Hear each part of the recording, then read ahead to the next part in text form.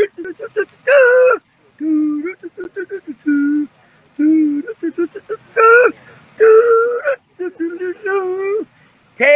off! It's time for Doug and Ben's great NASCAR adventure! Yes, welcome to NasCanucks. I'm Ben, he's Doug, and we're talking short track action from the paperclip of Martinsville Speedway, Xfinity action, and Cup action for the penultimate race weekend of the season. There's Keith Campbell in the chat. Hope you have your coffee. I have mine. Just saying. So two series in action. We had some news going into the weekend. You notice we're at that point, Doug, where there's announcements. We'll just wait and announce it at the track. Yes. So it was announced prior to the race weekend that Alex Bowman will be back for the last race of the season in Phoenix. He's been out with concussion-like symptoms. Which more on that later. All I'm going to say right now is, we have the great AMS safety team that's following the series around all the tracks, Doug, but I really think they need to hire a more neuro-based doctor because he doesn't know how to diagnose a concussion. I will say don't get the NFL guy. Right? Well, he'll just deny. Let's see. Kurt Busch didn't have a concussion. Really? Forced him into retirement. Mm-hmm. Alex Bowman didn't have a concussion. Really? Because he missed a month with concussion-like symptoms. More on that in a little bit. And, more on that when we get to the Sunday portion. So, going into the cutoff race for the Final Four in Xfinity, variety of drivers available, and it's really going into that race. It seems to be they're the 9 and the 54. I would say are the preemptive favorites for the title going into the race, because the two of them, let's be honest, throughout the season, more likely than not, those two cars are up front. What's up, Keith? Well, we got all the Keiths in the chat. Like all the Keiths all the time. Yes.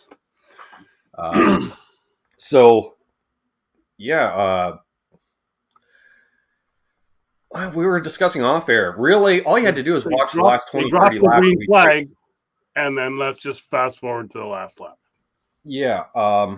Now, I will say, I noticed through the entire Xfinity, both races, but the Xfinity, guys were just beating on each other. Yes. Quite a bit.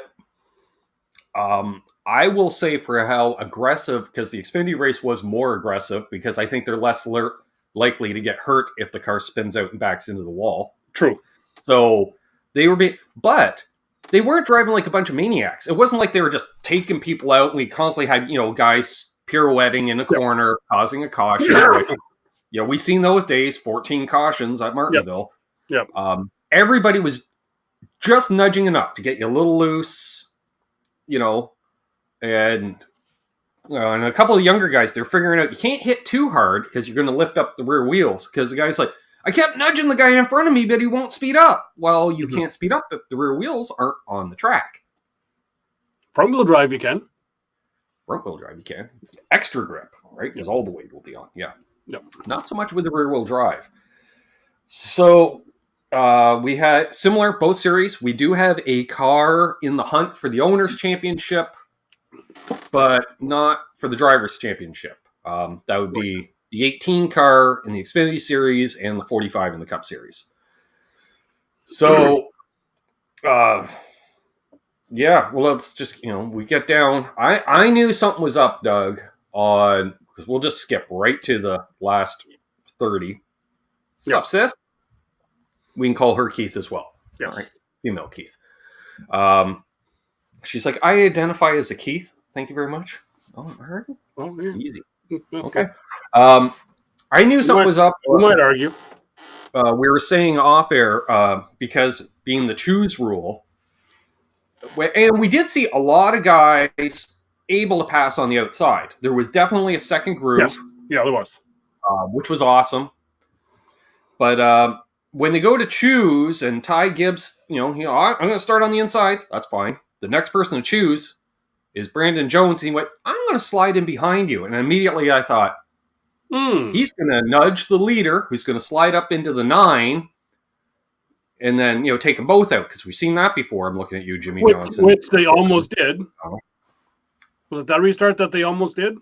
No, that was the next restart when Ty Gibbs started third and took out both of his teammates that were on the front row, the 18 and the 19, which caused the 18 to be non-competitive and therefore fall out of the owner's championship hunt, which apparently young Mr. Gibbs says it's all about me for the title. I'm going to win the title for Granddad. Well, let's talk about that more, because I may have a different view. I'm not sure. Yeah. Well, he eliminated one competitor from the owner's championship right there. Yeah. And then, I am shocked Noah Gregson came home in one piece, because that guy started on the outside of the front row on every restart and somehow it didn't get taken out. Yeah, and then after that one restart where they're like 3 wide, I'm like, yeah, this is going to work. Right. 3 wide works at Talladega, not so much at Martinsville. And usually he in the middle ends up narrower as a result. Mm-hmm. Ask Christopher Bell, right away in the cup race. Yeah. So it came out, and of course the booth was joking or commentating because they all could care less about clean driving. Sup, Guitar Man 45. You got to bump them out of the way. You got to bump them out of the way. You got to bump. Well, you don't have to. Believe it or not, you can actually pass clean at Martinsville. People were doing it all day. Yeah. But Ty Gibbs, he said, I just wanted to nudge him. I didn't want to wreck him. Well, and as he also said, it was his turn to do it because they've been back and forth all day doing it to each other. Right. Now, he didn't do it right away. It came around onto the last lap. Yeah. But I'm sorry, you hit him so hard, you buckled the hood of the car, and you did it before the corner. You didn't let off. No, and as I said, I'm not saying I agree with the move. Yeah. But I think NASCAR has set the precedent the last couple of weeks that say you cannot help a teammate finish better. If you can go, you got to go, except for the Truck Series. You've got to go. So you're then put in that spot where, what do? I know I have the car to do it. NASCAR can probably see by the telemetry I have the car to do it. I don't. Actually, most cars don't have the telemetry. Okay. But all you have to say, anything. I'm sorry, Doug, I used up my tires on that last restart. I had nothing left for them on that last restart. Done. Yeah. That's all you have to do, right? Well, yeah, but it's, like I said, I think he hit him a little hard because he didn't want to get hit himself as retaliation going into turn 3, because he hit him going into turn 1. He didn't want it, because we've seen that, get a little out of shape, and you end up, because you're up the track, you can actually get a better run, go flying down the back straight, take him out for the win. Mm-hmm. But also, sure, it was before the turn, but how many times have we seen that move before and the guy doesn't do that? Even though, yes, you buckled the hood, whatever. No, yeah, nobody else was getting hit that hard. I'm just saying, though. So it's... And I will disagree with Keith. He does have several control because he was able to bump and run the entire race prior to that. It's the only time he actually took somebody out. Also, lost in all that confusion was, and I was watching the last 50 laps of the race, Austin Hill, who was trying to pull his own Ross Chastain, realized he was in a bubble, had to move up. He was just ramming everybody out of the way. Just even every single one. And then, when Myatt Snyder decided to call him out on his stuff, all he kept saying was, walk away, walk away. And guess what? I think Myatt might not be racing at Phoenix. Closer. Yeah. I'm going to say it's 50-50 because, of course, we have to do a daytime show today, which means NASCAR is going to announce any penalties right after we're done. Yes.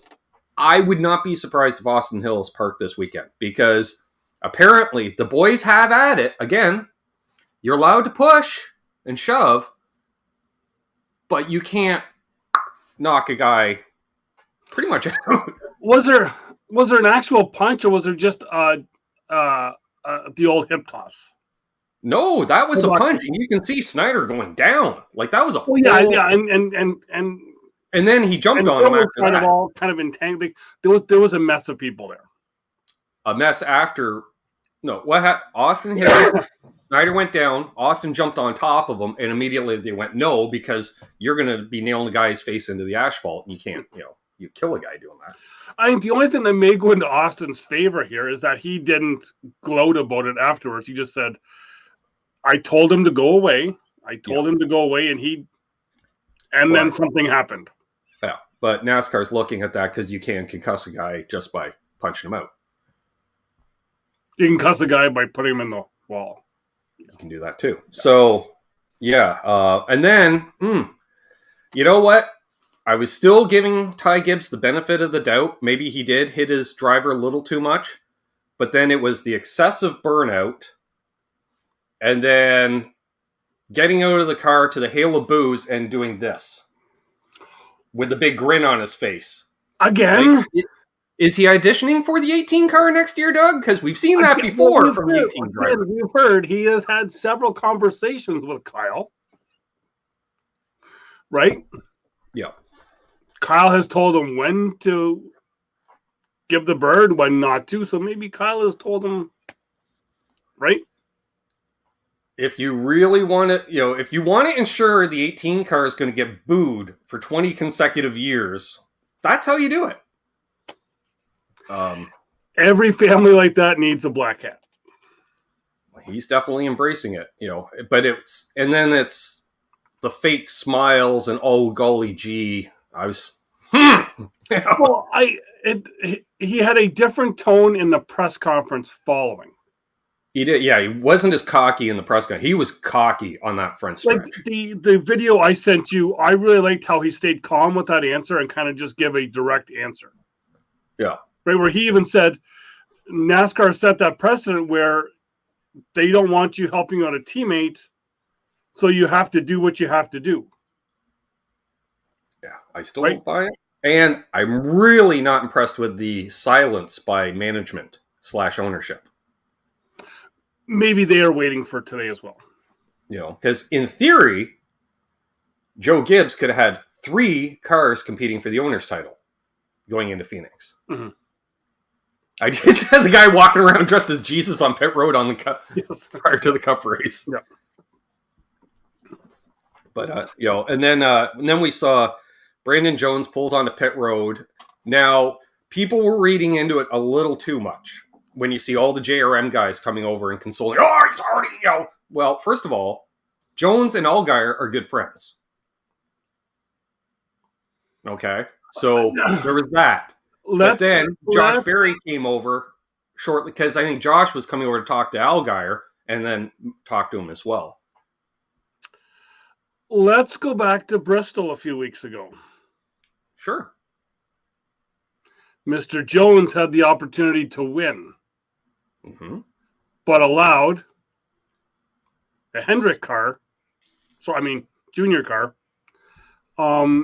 to stay ahead and win that race. He had plenty of opportunities, but he let his new owners get another win. Also, generally, Brandon's a much cleaner driver than others. But if you're really wanting that spot in the playoffs, you could have assured yourself long ago. Maybe, though, Jones is like myself and really would rather pass clean than touching another car for the win. Against Gregson, really? Well, then post race, I think Noah even almost looked at the camera with this one. Kept saying about, kind of calling out Ty for taking somebody out. Really? Yeah, pot, kettle. We have a very nice selection of bunch of kettles for you to go and meet. we will say Gregson definitely dropped the soundbite of the weekend with congrats to Ty Gibbs Racing, because that has gone viral since then. But like you said, Algar and Allmendinger, they raced really hard through the end, and they were like, hey, that's racing, Yep.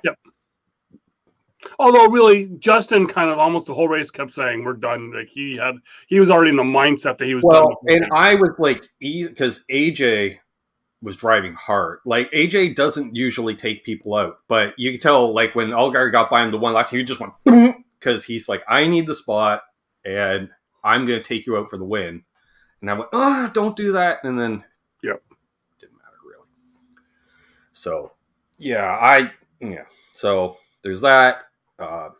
I personally, like I said to you after the race, if I was Brandon Jones limping that car around, I would have either parked it right on the front stretch, right next to Ty's car, get out and walk over to the 54 pits, because that's where Grandpa is, and hand him the steering wheel and say, find another driver for next week. Or park the car in the 54 pits, which is a classic move as well. Yeah. I personally, just say, I'm done with this. Like, you could tell it left a sour taste in his mouth for sure. Oh, and, yeah. But it's, what, we make a big deal about this now, but I think every year at this time of the year, when we're getting right down the last couple of races, there's a driver leaving a team that something happens and feelings get hurt. And so, and they find that one easy scapegoat. Well, it's pretty damn easy. It's pretty damn easy. Yeah. Like they say the same thing about the Dillon boys with RCR, right? It's just Grandpa. It's, Well, one of the Dillon boys. That's because the other one has said, I don't want that. Yeah. What? So that brings us into the Sunday race. We already mentioned the Bowman announcement. There wasn't really anything else cup-wise going into the weekend. Not a whole lot. Just the charters running, and I'm trying to think. Was there any right off the start? No. No, I think the only reason for that was just we didn't mention off the top was Thursday night the modified race at Martinsville. Corey LaJoie won that, and I'm not sure. I don't think there's any video, but him and Tommy Baldwin actually got into it. I believe Baldwin didn't like the way LaJoie raced one of his guys, and I don't know, something happened there. Gotcha. So again, cutoff race. Was it just one guy was locked? Just Logano was locked in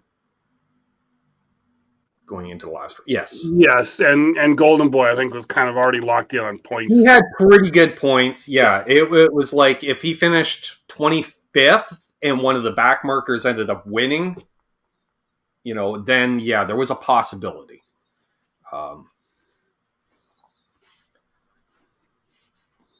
Nice Guitar Man 45. So, again, a lot of beating and banging, because those cars grip so well. It was nice to see that Goodyear brought back a tire that fell off. So it did make for much better racing, because we got about 50 laps into a run, and then we started having comers and goers, which is fine with me. But then I think for me, really, it was another race of drop the green flag and fall asleep for like 475 laps. Well, like I say, we'll get the first 50 laps of any run until the tires started, separating a bit. Again, I would say highlight during the race. Okay, first of all, we did have the other issue during the race as well. Well, yeah, there's two issues during the race involving the same team. First, we see the 8 car just randomly pulling into the garage area, which it turns out, because I had actually seen this a bit on Sunday. I was flipping around on Twitter, and it sounds like Reddick had crashed at Homestead. Was not diagnosed with a concussion. No. And then was he bumped on a restart? He was bumped on a restart, hit his head on the back of the headrest, and then that sent him over the edge Yep. because he was obviously really close to a concussion. And those that know about concussions, you're really susceptible, and he was. And it was interesting. I loved how 180 RC got. Because immediately, we need another driver. Yeah, we need another driver. It's like, what's going on? And then you could tell him all Tyler did was outside the car. He says, "I don't feel well," and immediately the arm went around him. Yeah. And I'm like, "That's awesome, RC." Well, exactly, especially for a guy who's leaving after the next race, right? Exactly. But I did see today that Tyler is feeling better today. Good. Yeah, this morning he posted that this morning, and he should be good for this weekend. He's saying. Yeah.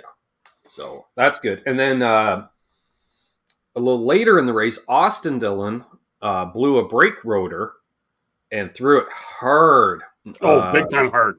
Hard into the wall. And the first thing he said was, "Well, I didn't want to back it into the wall." And I was like, that says something, because traditionally a right front hit is the hardest hit. Yep. And you'd rather take that than traditionally spin it out and back it in, which I get. I was curious to see if Richard was going to, "Hey, do you want to step into the 8 to finish the race?" And he's like, "No. Yep. No, I'm good." And there was something up with the brake package there, because Rich is on the brake. "We totally missed the brakes, blah blah blah." So that was a pretty wicked hit. We had another fire. Yes, another Ford fire, another FF. Actually, 2, because Logano was kind of on fire, and I thought another car had come in earlier, and it had a bit of DJ McLeod, 78. Yes. So and it's weird that it's only with the Fords. It's with the Fords. Like, because in theory, all that part of the car should be the same, right? Yeah. Like, the only difference between a Ford and a Chevy is the engine. Everything else is the same, as far as I know. Body contours might be a little, but even then, that's all from door up, basically. Yep. The cosmetics. So, I don't know what was up with that. So then, let's talk about possibly the move of the series history of NASCAR. A lot of media that covers NASCAR on a regular basis were saying, when was the last time NASCAR's had this much coverage and it wasn't for a negative reason? Ever? Wow, yeah. Ever? Because generally, if we go back, we'll start with 79, because there was the fight. Or it's a controversy, or, a driver's, killed, or... Yep. It's always negative. Yep. It's always negative, is what I'm saying. When the regular press starts covering, "Oh, look, NASCAR." But as you and I have talked off air, we were probably about that close to it being a negative story. Yes. So we'll break that down, the good and the bad. So basically, we get down to the last lap, we'll say, and judging by there was Hamlin, Chastain, and to a lesser extent Blaney, because he kind of fell back towards the end of the race. Yep. Even though he's running third, he had the deficit. Yep. And Chastain was going to get the tiebreaker, because apparently he finished second the last 2 weeks, which I'm like, just proves we don't care other than the winner. It's like, oh, he finished second? Didn't know. So he was, running 10th-ish, we'll say, 10th-ish. And I had heard it briefly, and I haven't heard it again. Chastain came over the radio and said, "Do we need this car the rest of the year? Basically, are we turning around this car to use it again next week?" Mm-hmm. He was told no. Now, I'm sure both Chastain's crew chief and car owner, and possibly a spotter, went, well, that's an odd question to ask during a race under green flag. Mm-hmm. So, for those who don't know the technical specifications with the modern car, you run in 3rd and 4th gear because you shift at Martinsville. You do not use 5th gear. However, Ross into 5th and panned it to video game it and just ride the wall all the way around, which I highly recommend. If you're on Twitter, NASCAR put out a tweet yesterday, a highlight of all the drivers that we'll say involved who got past and their spotter communication at that time. Because it was one on the outside, wow, or wow, you never seen that. And even the driver's like, did that work? And they're like, yeah, you got in. Like, holy crap. Yep. Even Denny Hamlin, like, because I was curious, after the race, he kind of smirked and went, poof. Like, what can you do? Oh, yeah, and he's like, nothing I can do. Like, you were expecting Danny to be pissed off, but then he was more even like... his in-car was one on the outside, wow. And he's like, did he just do that? And they went, well, the resonator was like, well, there's nothing I can do about that. Oh, yeah. I'm curious how Brad Keselowski felt, because all of a sudden he was shot across the start-finish line. Yeah. Because he had the hardest bump draft since Talladega. Mm-hmm. There was also a guy who took 6 different camera angles and did a collage thing, so it's all 6 at once. Yep. One of them was the classic booth shot. And you're looking at Jeff and Dale, and also you see Jeff, one of those. And because we heard it during the broadcast, Jeff was like, look at this. And then Dale all of a sudden did his Michael Waltrip where his voice goes an octave up. He's like, oh, wow. One of those. And I'm like, what's happening? Because all we had was a straight on. Yep. And I thought was somebody got bumped in turn 4 up into the wall, and he's riding the wall out. And I thought, okay, that was somebody running 4th or 5th. Mm-hmm. Realized was a car that was previously not. Yep. So, so he gained what, like 6 spots? 6 spots, set a track record, which I don't think is going to be beat with an 18.8, which the pole was right at the 22nd mark. So, he was 2 full seconds faster than the leader on the last lap of the race, and even beat the pole run that. Like say track record. Yeah. Which into the playoffs, and I went, okay, that happened, and I was just like slow clapping. That was impressive. Hey, Terry. So that gets into the good and the bad. Most of the drivers thought it was cool, except for Kyle Larson, who thought it was a bonehead. No. There was a bunch. There was a bunch that went to NASCAR about it. I know Joey Logano. Yeah, but immediate with the post-race interviews. He was. Yeah, Larson was the. He now. Yeah. All right. The good of it, we'll say, okay, cool move, whatever. Right. The bad is at certain tracks. More or less all short tracks especially. And he said it himself, post-race. Yes. Most tracks, all short tracks especially, short tracks don't have tunnels to get into the infield. No. So what that means is there's a gate on the outside wall that gets open to allow the haulers in or anybody else for that matter. Had that gate latch decided to fail under the pressure of... Well, and you know what? Did Austin Dillon not hit that spot on the wall? Was he coming out of 4? He was, but all the impact was in 3. It wouldn't have affected the gate. Okay. Yeah. Because the gate is about 2/3 of the way through the court. Similar to where at Charlotte, where we get, it's more or less under turn 4. Yep. It's kind of like that. And actually, Charlotte also has one in turn 1 as well. Yes. Yeah. Keith, no, the safer barrier does not protect the gate. The gate is flush with the safer barrier. Yeah. Similar to Bristol. So, and this is the thing. Had that gate failed, it could have, shot the car left across the track. Not too much because physics. Yeah. The gate could have failed, and we could have had a Michael Waltrip at Bristol situation where all of a sudden now the car is pushing against a 90-degree corner, which is going to tear the car in half. Yeah.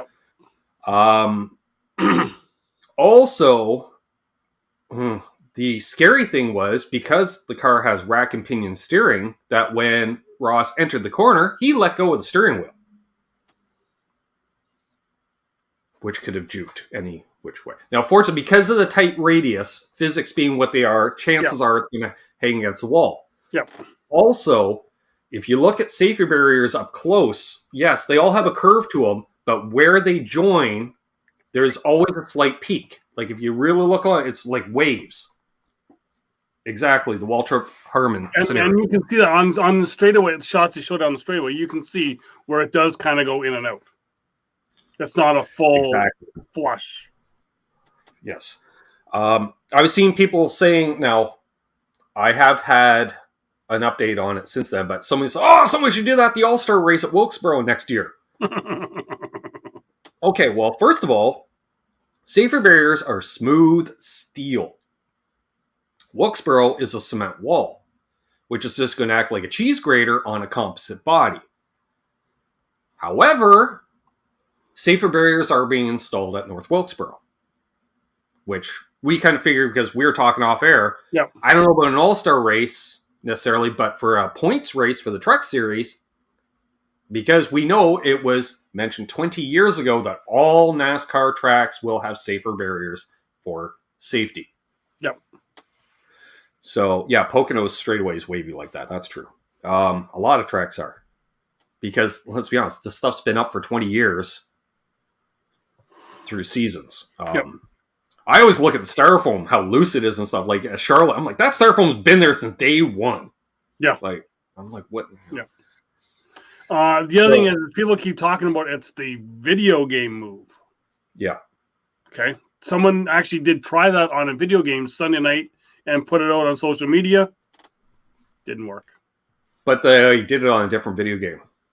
Well, they did it on a newer game with more real simulation. Yes. But apparently NASCAR 2005 for the Nintendo GameCube, you could do it. Yep. Sure. But yeah, it's definitely something. I'd be curious. It was interesting because the way the coverage was, I was actually able to get the post-race show. And they go down to Victory Lane, and there's Dale Jarrett and Kyle Petty. I'm like, two guys that not only are veterans of the sport, but grew up in the sport, right? Like, no two personalities involved with the sport right now have as much witnessing experience in NASCAR, right? Because they grew up in the infields and stuff. And the two of them are just like speechless. They're like, I don't know what to say about that movie. I've never have I ever seen something like that. Well, I've seen Kyle Petty after that. And he's like, it's got to happen more. Like it's great for the sport, and it's just. Well, and this is what I'm. And Kyle has kind of taken that with. There's been a lot of topics lately that Kyle has really kind of went and was like, oh, I'm going to go with the opposite of what some of the other people are talking about. Yeah. I will say, I hope it doesn't happen, because I have a feeling, and I said to you off air, is if next year at Martinsville we have a green-white checkered, what's to stop 4 or 5 drivers from trying that? Yes. Yeah. And that could get real bad. Because what if you send it in and the guy ahead of you happen to let off, and all of a sudden you come plowing into the back of him, you know? Yep. It's going to look like a caution in the 80s or 90s. You know, there'll be a caution, and everyone's like, why do all these drivers suck, Doug? Because they all run into the wreck. Well, no, they don't have the brakes to slow down enough to avoid the wreck. The other thing is we know that even if you change your car and go to the backup, you're still going to keep your spot on pit road. How many people are going to do that in qualifying? Right. Yep. Other than the fact that it's hard to pass at Martinsville, so you may not want to risk starting in the back. So we shall see on that. Something else I was going to say about it, but now I'm just totally gone. Yeah. News. I saw one piece of news. Team BJ McLeod. Yes. Announced that Garrett Smithley will drive for the team in the Xfinity Series next year.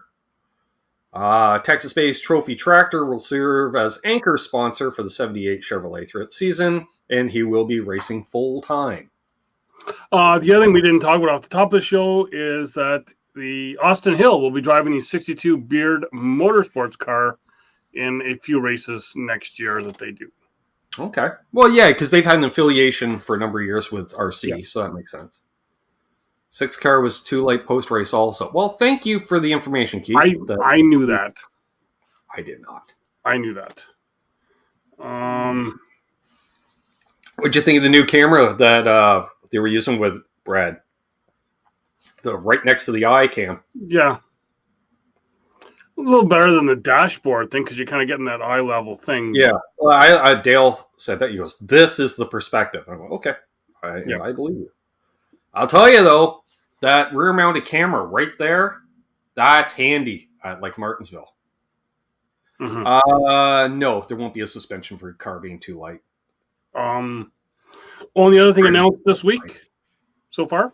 Yeah. That I'm feeling that I think after going to this place, I may still feel a bit hungry, like I usually do after going there, because it's only small little wings. Is that Chase Elliott and Hooters are opening up a virtual restaurant.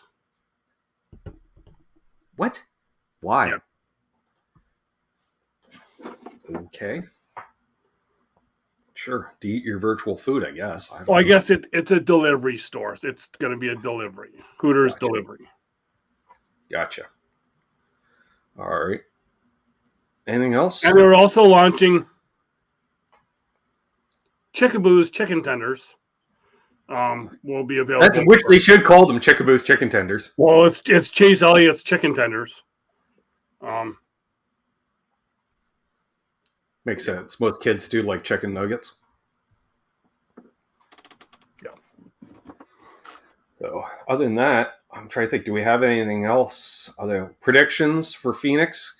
Not that my coffee's hit bottom. Oh, you can go. You can hold it. You're fine. Shoes on the other foot now, isn't it? You know where the campsite is. Let me out here. You got a couple of hours for that. Yeah. I am going with I don't know, you had a third walk-off in a row. That would be interesting. I'm almost... All right. So, barring shenanigans, right? Mm-hmm. I think Chastain is a definite threat for this title. Oh, I didn't say he wasn't a threat. Yeah. Now, the 11 might have something to say about that. And now, prior to the non-playoff drivers manipulating the championship, if Hamlin gets into Chastain, is Hamlin going to feel the wrath of NASCAR? You know, or again, if the 19 takes out the 54 in the Xfinity race, is he going to feel the wrath of NASCAR? Yeah, I don't know. You know, because we all talk about payback. Oh, payback's cool. You know, blah, blah, blah. So, I did not see I saw the one costume with Ty Dillon's wife, and NASCAR's like, oh, she wins for best costume. I'm like, you literally put on one of your husband's fire suits and a ball cap and painted on a beard. How is that, the best costume? Well, I didn't get to see it, but I thought you were doing some TMZ sort of stuff there with Justin Marks and Ty Dillon's wife. What? Bumping fenders. Yeah. A bump of fenders. So, yeah, who do you like in the Xfinity race? Well, or all three. I don't know. Truck race? Ty Majeski maybe for trucks? Possibly. You know what? I can't remember who's in the truck final for. No, neither can I. Oh, sorry. Ty. The only final for it is the championship for Xfinity. I know who I don't want it to be. I'm pulling for Josh Berry. Yeah. You know, as much as we consider JRM Hendrick Light, it's still junior as opposed to another organization, and I prefer junior as an owner to other owners in the series. It's surprising that's not more of a controversy, Doug. Maybe because of the affiliation, but JRM has 3 drivers in the Final Four, does he not? Yes. I like Allgaier, but I don't think he's got it to win. No. Cup. I think if in the Xfinity, I think if Ty can stay clean, I think he has an amazing shot at it. Yeah. Oh, and Gregson too. The two of them. But again, let's see if they can survive karma for the whole race. Because that's hard to do. Both of those guys have, there's a list. A lot of drivers have lists with names, and those two drivers appear on a lot of drivers' lists. So, there could be a lot of skeletons. Let's just say if you're Gregson or Ty Gibbs, and you're doing the spotter thing, which we used to hear a lot with Matt Kent, tell every car that's not, get out of my way. Which no, you have to pass the lap cars, and the spotter's going, hey, you mind getting out of our way? I don't think so. So it's going to be that. The other thing is, let's just go back to Saturday night for a second. I got a question. All right. Interviews after the race. Yep. How come someone wasn't sick? Oh, and I also noticed somebody was also wearing underwear under his fire suit. I could see the black. Mm-hmm. Like, it wasn't the turtleneck style, but he had it open just a hair. And I could just see the collar. Yep. So he was wearing underwear. That's probably why he wasn't sick. Because he was actually wearing all of his safety gear. So, yeah. Logano might win the title. He may just, he's pretty good at Phoenix. And it is an even year.